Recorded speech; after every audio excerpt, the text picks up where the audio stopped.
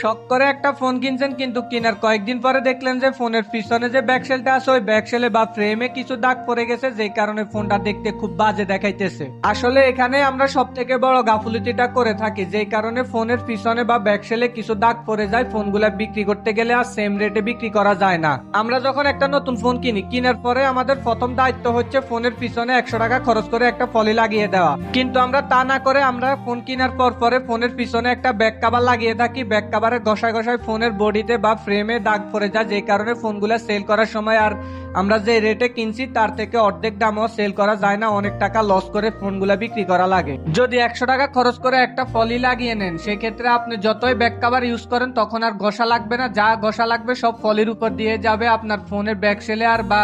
বডিতে কোনো প্রকার কোনো সমস্যা হবে না। তখন আপনি যদি 2 বছর পরেও ফোনটা সেল করতে যান, তখন দেখবেন পলিটা খোলার পরে ফোনটা পুরো এখন নতুনের মতোই দেখা যাবে, তখন আপনি ভালো রেটে ফোনটা বিক্রি করতে পারবেন।